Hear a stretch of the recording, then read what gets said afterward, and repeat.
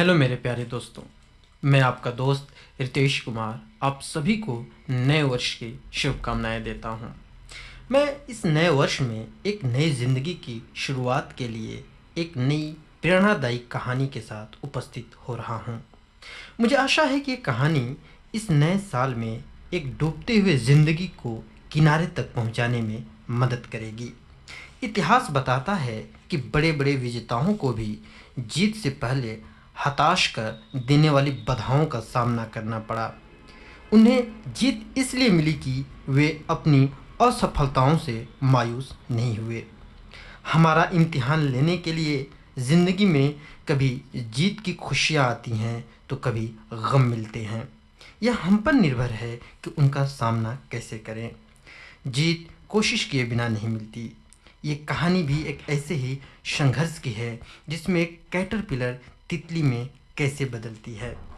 एक जीव विज्ञान के एक अध्यापक थे जो अपने छात्रों को पढ़ा रहे थे।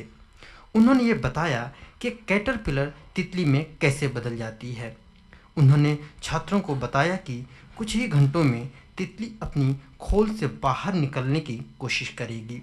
उन्होंने छात्रों को आगाह किया कि वे खोल से बाहर निकलने में तितली की मदद न करें।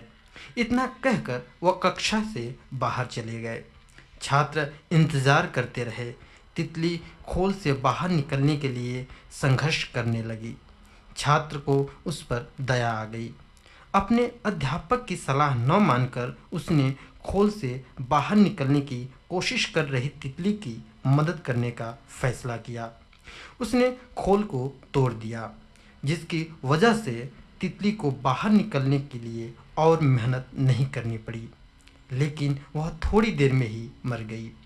वापस लौटने पर शिक्षक को सारी घटना मालूम हुई।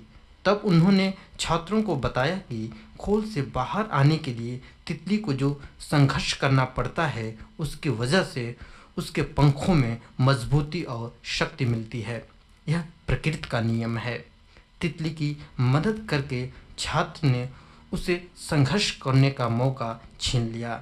नतीजा यह हुआ कि वह मर गई। यही उसूल अपनी ज़िंदगी पर भी लागू होता है। ज़िंदगी में कोई भी कीमती चीज़ संघर्ष के बिना नहीं मिलती।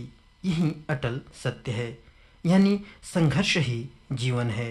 अर्थात जो व्यक्ति संघर्ष से हार गया या निराशा के गर्त में चला गया हो, वह व्यक्ति ज़िंदगी में कभी सफल नहीं हो सकता।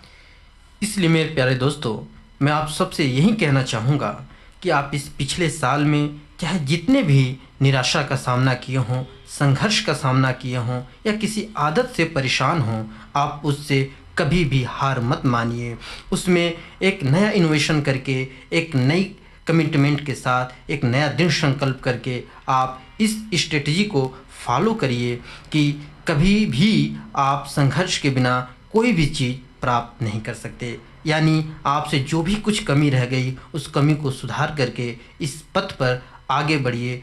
मुझे पूर्ण विश्वास है कि आप एक न एक दिन अपने एम को ज़रूर प्राप्त करेंगे।